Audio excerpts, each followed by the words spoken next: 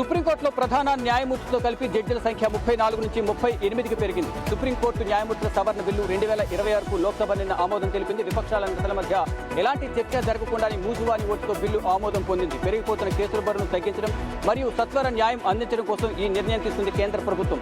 Supreme court న్యాయమూర్తుల సంఖ్య పెంపు విషయంపై మే నెలలోనే కేంద్ర కేబినెట్ నిర్ణయం తీసుకుంది. రాజ్యాంగం అమల్లోకి వచ్చిన 1950 జనవరి 26వ తేదీన 8 మందికి ఉన్న న్యాయమూర్తుల సంఖ్య 38కి చేరుకుంది.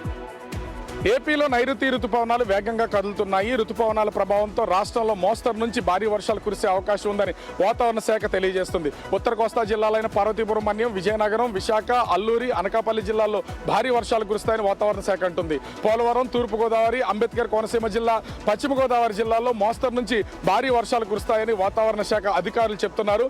ఉరుములు మెరుపులతో కూడిన వర్షాలు పడడంతో పాటు గంటకు 40 నుంచి 50 కిలోమీటర్ల వేగంతో ఈదురుగాలు వీచే అవకాశం ఉందని, పిడుగులు పడే సమయంలో చెట్ల కింద, పెద్ద హోర్డింగ్స్, పాత భవనాల కింద ఉండొద్దని హెచ్చరికలు చేస్తున్నారు. మత్స్యకారులు సముద్రంలోకి వెళ్లే సమయంలో అధికారుల సూచనలు పాటించాలని వాతావరణ శాఖ అధికారులు సూచిస్తున్నారు. ఈరోజు ముఖ్యమంత్రి చంద్రబాబు నాయుడు ఆర్థిక పరిస్థితిపై శ్వేతపత్రం విడుదల చేయబోతున్నారు. మధ్యాహ్నం 12 గంటలకు సచివాలయంలో ముఖ్యమంత్రి శ్వేతపత్రం విడుదల చేస్తారు. 5 ఏళ్ల వైసీపీ పాలన చేసినటువంటి అప్పులు, ఆర్థిక సంక్షోభం, అదేవిధంగా 2 ఏళ్ల కూటమి సర్కారు చేసినటువంటి అప్పులు, ఆర్థిక పరిస్థితిపై ముఖ్యమంత్రి చంద్రబాబు నాయుడు శ్వేతపత్రం విడుదల చేస్తారు. 2 ఏళ్ల కాలంలో కూటమి ప్రభుత్వం ఏం చేసింది, ఎలాంటి అభివృద్ధి కార్యక్రమాలు చేసింది, ఎలాంటి పెట్టుబడులు తీసుకొచ్చిన అంశాలను కూడా ముఖ్యమంత్రి వివరించబోతున్నారు. ఆర్థిక సంక్షోభం అంటూ వైసీపీ చేస్తున్న విమర్శలు కూడా ముఖ్యమంత్రి చంద్రబాబు నాయుడు ఈరోజు తిప్పికొట్టబోతున్నారు. వారం రోజుల తర్వాత ప్రజావాణిలో కనిపించిన హైడ్రా రంగనాథ్ లోతుకుంట విషయంలో హైకోర్టు సీరియస్గా రంగనాథ్ని తొలగించండి అని చెప్పేసి ప్రభుత్వానికి ఆదేశాలు జారీ చేసింది. ఈ లోపే రంగనాథ్ ప్రజావాణిలో కనిపించడంతో ప్రభుత్వానికి ఇంట్రెస్ట్ ఉంది, రంగనాథ్ని కొనసాగించడానికి అనే సంకేతాలు వెళ్తున్నాయి. ప్రభుత్వం ఎలాంటి నిర్ణయం తీసుకోబోతుందో చూడాలి. నిన్న ప్రజావాణిలో రంగనాథ్ ఉండడంతో ఏకంగా 52 ఫిర్యాదులు వచ్చాయి. ప్రజలకు ఉపయోగపడేటువంటి వాటిని పరిష్కరిస్తున్నాము, ఎవరైనా కబ్జా చేస్తే వాటిని కాపాడుతున్నాము అని చెప్పేసి హైడ్రా చెప్తుంది. ఇక రంగనాథ్ విషయంలో ప్రభుత్వం ఎలాంటి నిర్ణయం తీసుకోబోతుందో చూడాలి. తెలంగాణలో కొత్త పెన్షన్ల మంజూరుకు ముహూర్తం ఫిక్స్ అయింది. స్వతంత్ర దినోత్సవాన్ని పురస్కరించుకొని ఈ నెల 15న 2,50,000 మందికి కొత్తగా పెన్షన్లు మంజూరు చేసేందుకు ప్రభుత్వం శ్రీకారం చుట్టింది. ఇందులో భాగంగా హైదరాబాద్లో సీఎం రేవంత్ రెడ్డి లాంఛనంగా ప్రారంభించనుండగా జిల్లాల్లో ఇన్ఛార్జ్ మంత్రులు ఈ పథకానికి సంబంధించినటువంటి లబ్ధిదారులకు ఆ యొక్క ప్రొసీడింగ్స్ని అందజేయనున్నారు. కొత్తగా సికిల్ సెల్ ఎనిమియా, అలాగే తలసీమియా వ్యాధులకు సంబంధించి కొత్తగా పెన్షన్లు మంజూరు చేస్తున్నారు.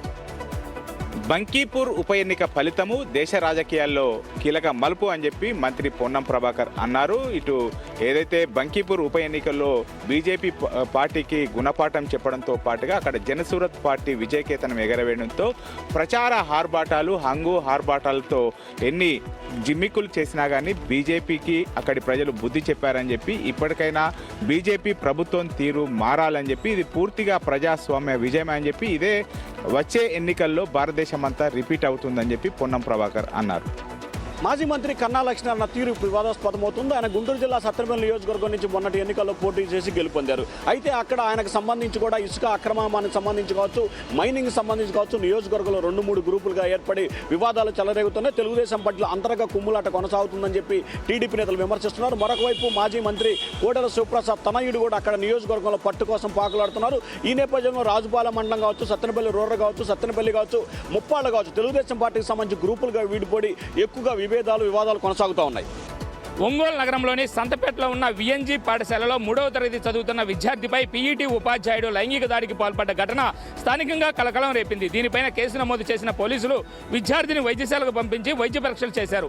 వైద్య పరీక్షల అనంతరం లైంగిక దాడిని నిర్ధారణ చేసుకున్న పోలీసులు నిందితునిపై ఫోక్సో యాక్ట్తో పాటుగా ఆ SC/ST అట్రాసిటీ కేసును కూడా నమోదు చేసి నిందితుడిని కోర్టులో ప్రవేశపెట్టారు. కోర్టు అతనికి 14 రోజుల రిమాండ్ను విధించింది. ఈ ఘటనకు సంబంధించినటువంటి నివేదికను విద్యాశాఖతో పాటుగా కలెక్టర్ కూడా అందజేశారు. పాఠశాలపై కూడా చర్యలు తీసుకోవాలంటూ స్థానికులతో పాటుగా తల్లిదండ్రులు, బాధితులు కూడా కోరుతున్నారు. పాఠశాలలో గతంలో కూడా ఇటువంటి సంఘటనలు జరిగాయని, వాటిపైన కూడా పూర్తిస్థాయి విచారణ చేయాలని బాధితులు, తల్లిదండ్రులు కోరుతున్నారు.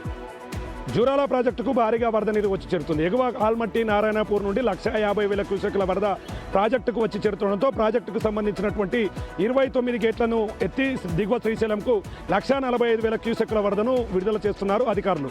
ప్రాజెక్టు నీటి సామర్థ్యం 9.657 టీఎంసీలు కాగా ప్రస్తుతం 7 టీఎంసీలుగా కొనసాగుతుంది.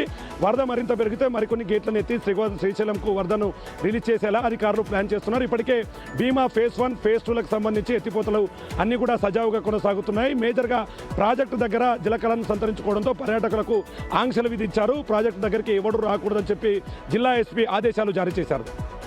భూపాలపల్లి జిల్లా మహాదేవపురం మండలంలోని బీరన్న సాగర్ వద్ద నిర్మించి తలపెట్టిన ముక్తేశ్వర ఎత్తిపోతల ప్రాజెక్టును ప్రభుత్వం త్వరగా పూర్తి చేసేందుకు అడుగులు వేస్తుంది. ప్రస్తుతం భూసేకరణ కోసం జిల్లా కలెక్టర్ నోటిఫికేషన్ జారీ చేశారు. మహాముత్తారం, కాటారము, పల్లిమెల, మల్హార్రావు మండలాల్లోని దాదాపు 63 గ్రామాలకు తాగునీరుతో పాటుగా 45,000 ఎకరాలకు సాగునీరు అందించేందుకు ఈ ప్రాజెక్టు నిర్మాణం జరుగుతుంది. 571 కోట్ల రూపాయల ప్రభుత్వం విడుదల చేయడంతో పాటు త్వరితగతిన భూసేకరణ పూర్తి చేసి మరో 2 సంవత్సరాల్లో ప్రాజెక్టును అందుబాటులోకి తీసుకొచ్చేందుకు ప్రయత్నాలు చేస్తోంది.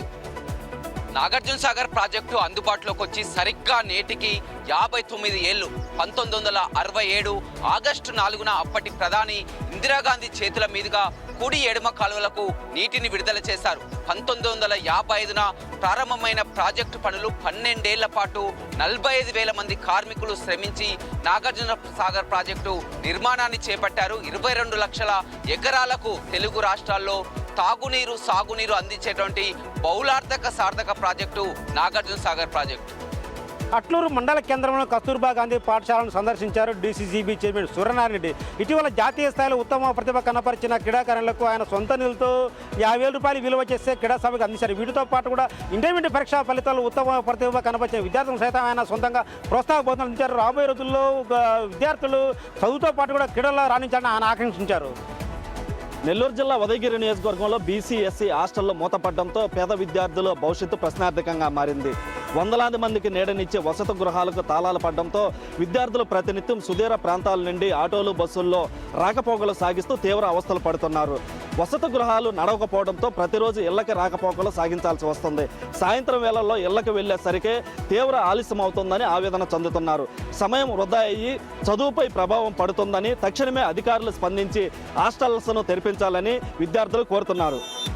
సత్యసాయి జిల్లా ముదిగుబ్బలో ఘోర ప్రమాదం జరిగింది. ముదిగుబ్బలోని దొరగల్లు రోడ్డు సమీపంలో నర్సరీల వద్ద ఈ ఘటన జరిగింది. నర్సరీల వద్ద టమోటా తోట నుంచి బయటికి వస్తున్న కమలాకర్ అనే రైతు ద్విచక్ర వాహనాన్ని పులివెందులకు వెళ్తున్నటువంటి ఆర్టీసీ బస్సు ఢీకొట్టింది. దీంతో కమలాకర్ అక్కడికక్కడే మృతి చెందారు. పోలీసులు ట్రాఫిక్ ఇబ్బందులు తలెత్తకుండా నియంత్రించారు.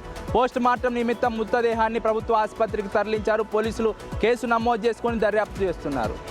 హోటల్ నిర్వాహకులు, క్యాటరింగ్ నిర్వాహకులకు గ్యాస్ కంపెనీలు ఊరటనిచ్చే విషయాన్ని చెప్పాయి. కమర్షియల్ గ్యాస్ సిలిండర్పై ఏకంగా 207 రూపాయలు తగ్గించాయి. గతంలో యుద్ధ వాతావరణంతో ఒక్కసారిగా గ్యాస్ సిలిండర్ల రేటు పెంచడంతో పాటుగా గ్యాస్ బ్లాక్లో 5,000కి అమ్మారు. అప్పుడు హోటల్ నిర్వాహకులు, క్యాటరింగ్ వాళ్ళు తమ వ్యాపారానికి సంబంధించి ఈ తినుబండారాలు, టిఫిన్ రేట్లు ఏకంగా పెంచేశారు. కొంతమంది హోటళ్లు కట్టుకున్న పరిస్థితులు కూడా ఉన్నాయి. ఇప్పుడు తాజాగా 207 రూపాయలు తగ్గించడం వ్యాపారులకు కలిసి వచ్చే అవకాశంగా చెప్తున్నారు. మరి అప్పుడు రేట్లు పెంచిన వ్యాపారులు ఇప్పుడు తగ్గిస్తారా అంటూ కూడా ప్రజలు ప్రశ్నిస్తున్నారు.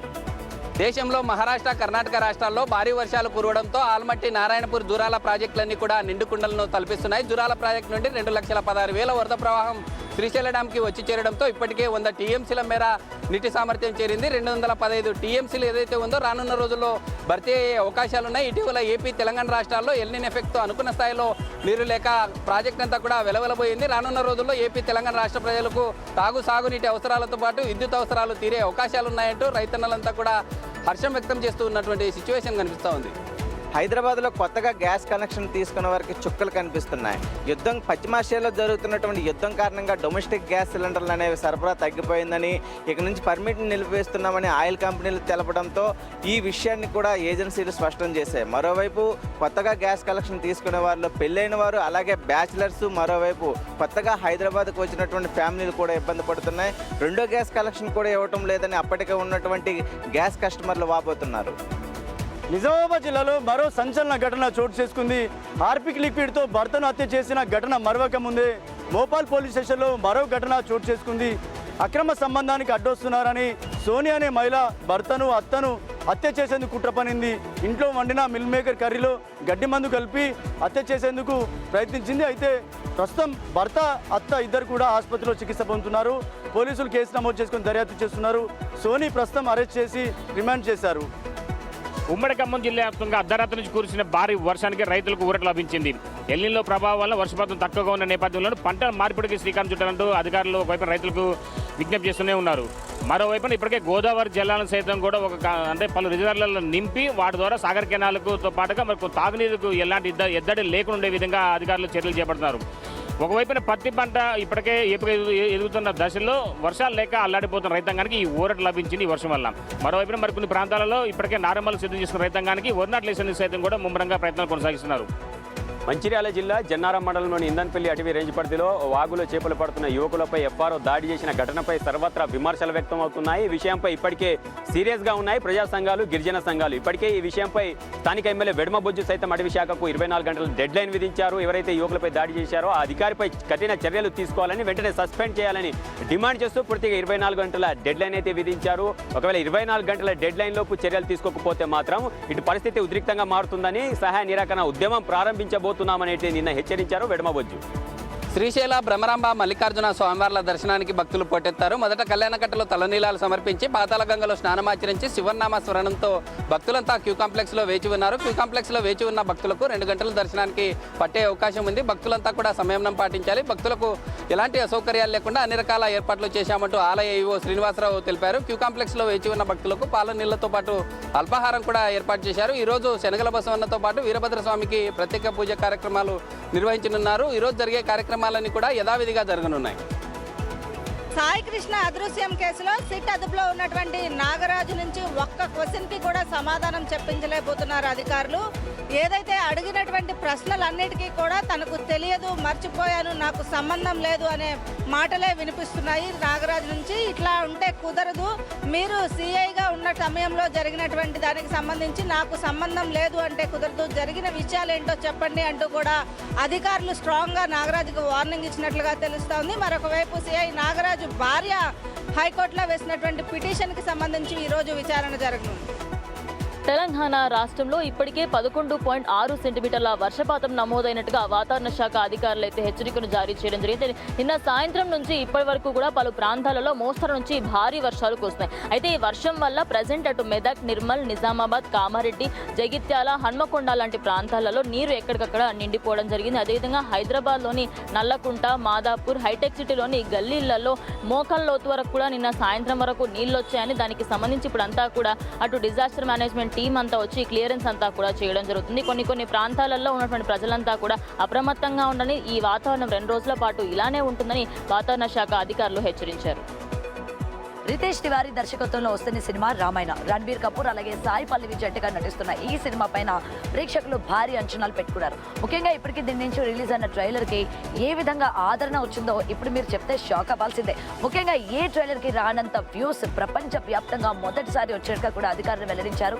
దాదాపు 800 మిలియన్ వ్యూస్ సాధించినట్టుగా కూడా గుర్తించారు. మరైతే ఇప్పటికీ తెలుస్తోంది ప్రజలు ఏ విధంగా ఎక్స్పెక్టేషన్స్ పెంచుకున్నారు, అలాగే సినిమా ఏ విధంగా ఉండబోతుంది అన్నది కూడా ట్రైలర్లో కొంతమంది పాజిటివ్గా మాట్లాడుతున్నారు, మరికొంతమంది నెగిటివ్గా మాట్లాడుతున్న పరిస్థితి కూడా కనిపిస్తోంది. ఏది ఏమైనా పాజిటివిటీ ఎంత ఉందో నెగిటివిటీ కూడా దానికి తగ్గట్టు ఏ మాత్రం లేదు అన్నది మాత్రం నిజం. సహజీవనంపై సుప్రీంకోర్టు కీలక వ్యాఖ్యలు చేసింది. సహజీవనానికి కూడా గృహహింస చట్టం 498A వర్తిస్తుందని సుప్రీంకోర్టు తెలిపింది. చట్టబద్ధంగా వివాహం చేసుకున్నప్పటికీ వివాహంతో సమానమైన సహజీవనంలో ఉండి వేధింపులకు గురవుతున్న మహిళలకు కూడా ఐపీసీ సెక్షన్ 498A వర్తిస్తుందని సుప్రీంకోర్టు స్పష్టం చేసింది.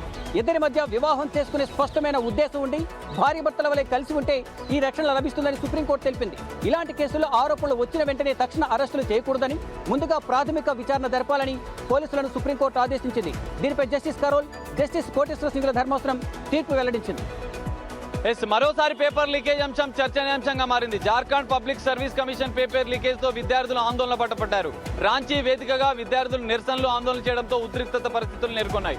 విద్యార్థుల నిరసనలకు కాక్రోచ్ జనతా పార్టీ మద్దతు తెలిపింది. ఓ విద్యార్థి సంఘం నేత అక్కడ నిరాహార దీక్ష చేపడంతో మరింత ఉధృతమైన పరిస్థితులు నెలకొన్నాయి. సో ఖచ్చితంగా ఈ పరీక్షను రద్దు చేయడంతో పాటు సిబిఐ విచారణ జరిపించాలని విద్యార్థులు డిమాండ్ చేస్తున్నారు. అక్కడ ప్రభుత్వం పైన, జార్ఖండ్ పబ్లిక్ సర్వీస్ కమిషన్ పైన కూడా నిరసనలు వెల్లువెత్తుతున్నాయి. మరి ఈ పోరాటం ఎప్పటి వరకు వెళ్తుందనేది మాత్రం చూడాలి. డీలిమిటేషన్ పైన సంచలన కామెంట్ చేశారు లోక్సభ ప్రధాన ప్రతిపక్ష నేత రాహుల్ గాంధీ. ముఖ్యంగా ఈ డీలిమిటేషన్ను వాళ్ళు ఉద్దేశపూర్వకంగా చేసుకుంటున్నారు. బీజేపీకి ప్రయోజనం కలిగే విధంగానే ఈ డీలిమిటేషన్ బిల్లు ఉండబోతుంది.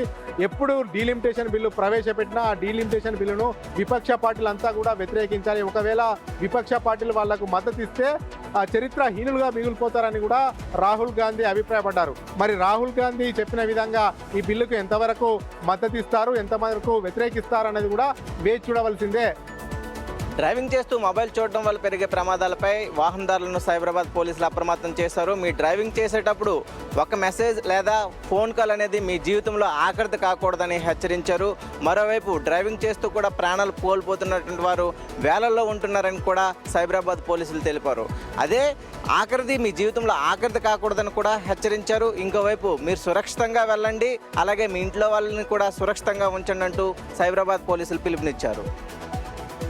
సన్నబియ్యం ధరలు అమాంతంగా పెరగడంతో ప్రజలకు ఊరట కల్పించేందుకు పౌర సరఫరాల శాఖ రైతు బజార్లలో సబ్సిడీ బియ్యాన్ని ప్రవేశపెట్టింది. ఇప్పటికే జిల్లా వ్యాప్తంగా ఉన్నటువంటి 28 కేంద్రాల్లో ఈ ఒక సబ్సిడీ బియ్యాన్ని ఇవాళ నుంచి కూడా అందించేందుకు ప్రభుత్వం చర్యలు చేపట్టింది. అయితే ఒక రేషన్ కార్డు హోల్డర్ పైన దాదాపు 26 కేజీల బియ్యాన్ని అందించేందుకు ప్రణాళిక రూపొందిస్తోంది. ఎందుకంటే ధరలు అమాంతంగా పెరగడము, ప్రజలు దాన్ని కొనలేనటువంటి పరిస్థితిలో ఉన్నప్పటికీ అటు స్టీమ్ రేటుకి సంబంధించి 50 రూపాయలు, రా రైస్కి సంబంధించి 52 రూపాయలు ధరలు నిర్ణయించి ఈ ఒక్క సబ్సిడీని బియ్యాన్ని అందిస్తోంది. ఇప్పటికే దాదాపు 10 రూపాయలు తగ్గించి బియ్యాన్ని అందిస్తోంది. కాబట్టి ఆ రకమైనటువంటి ఉపయోగాన్ని ప్రజలు సద్వినియోగం చేసుకోవాలని చెప్పి అటు తిరుపతి జిల్లా కలెక్టర్ వెంకటేశ్వర్ ప్రకటన విడుదల చేశారు.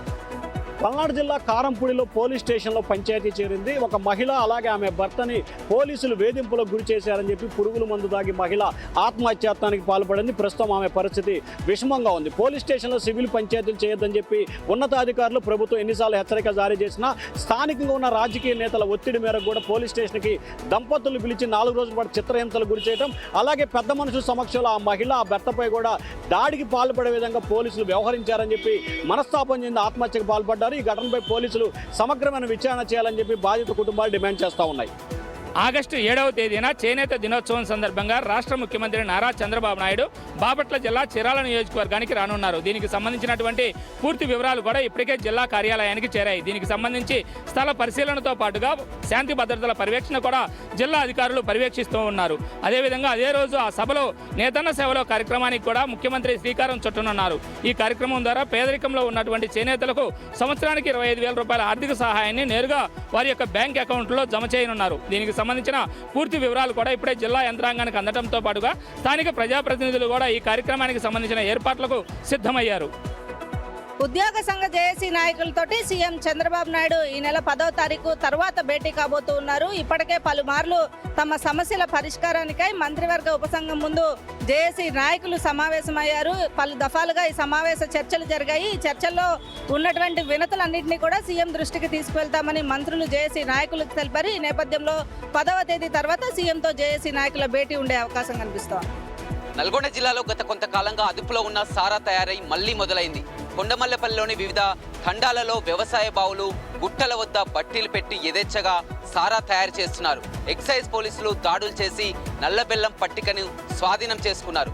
వరుస కేసులు నమోదవుతున్న పల్లెల్లో మాత్రం ఎలాంటి మార్పులు రావట్లేదు.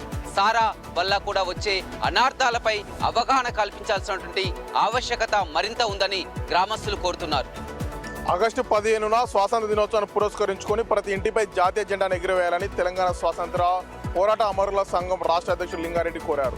స్వాతంత్ర పోరాటాన్ని స్ఫూర్తిగా నేటి యువత కూడా ముందుకు సాగాలన్నారు. దేశం కోసం త్యాగం చేసిన వారిని స్మరించుకోవాలని, వారి త్యాగాల కోసం ఇప్పటి నేటి తరం అందరూ కూడా గుర్తు చేసుకోవాలన్నారు. స్వాతంత్ర పోరాటమే లేకపోతే ఎంతోమంది ఇప్పటికి ఇబ్బందులు పడేవారని ఆయన కోరారు. స్వాతంత్ర పోరాట అమరులంతా కూడా అమరుల ఆశయాల కోసం సిద్ధంగా ఉండాలని, వారి కుటుంబాలు కూడా ప్రాణత్యాగానికి కూడా సిద్ధంగా ఉండాలి, దేశం కోసం పనిచేయాలని లింగారెడ్డి కోరారు. పెనుగొండ సమీపంలో అమానుష ఘటన జరిగింది. పెనుగొండ సమీపంలోని అమ్మవారిపల్లి నరసింహస్వామి ఆలయం వద్ద అప్పుడే పుట్టిన పసికందును ఎవరో వదిలేసి వెళ్లారు. పసికందు ఆక్రందనలు విన్న స్థానికులు ఆ పసికందును ఎత్తుకెళ్లి స్థానికంగా ఉన్నటువంటి గుంటూరు పిహెచ్సిలో వైద్యుల పర్యవేక్షణలో ఉంచారు. ప్రస్తుతం ఆ పసికందు వైద్యుల సంరక్షణలో ఉన్నారు. అయితే ఎవరు వదిలేశారు, వారి వివరాలు ఏంటి, ఎందుకు వదిలేశారు అన్న కోణంలో అధికారులు దర్యాప్తు చేస్తున్నారు. హైదరాబాద్ మైనర్ల ర్యాష్ డ్రైవింగ్ కేసులో మధురనగర్ పోలీసుల దర్యాప్తు ముమ్మరం చేశారు. ఈ కేసులో 2 మైనర్లు కారు నడిపినట్లు గుర్తించిన పోలీసులు 2 మైనర్లతో పాటుగా కారుకు అద్దెనిచ్చిన వారు, సెల్ఫ్ డ్రైవ్ కారుకు అద్దెనిచ్చిన వారిని కూడా అరెస్ట్ చేసినట్లుగా కూడా తెలుస్తుంది. నిన్న చూసాం బలెనో కారులో 2 మైనర్లు ర్యాష్ డ్రైవింగ్ చేయడం వల్ల 2 వ్యక్తులు, ఒక వ్యక్తి ఇప్పటికే మృతి చెందగా మరో వ్యక్తి తీవ్ర గాయాలతో ఆసుపత్రిలో చికిత్స పొందుతున్నారు. ఆ 2 మైనర్ల తల్లిదండ్రులను కూడా పిలిచి కౌన్సిలింగ్ ఇచ్చినట్లుగా కూడా తెలుస్తుంది. మరి కేసు దర్యాప్తులో సెల్ఫ్ డ్రైవ్ ఇచ్చిన వారిపైన ఎలాంటి చర్యలు ఉంటాయనేది చూడాలి.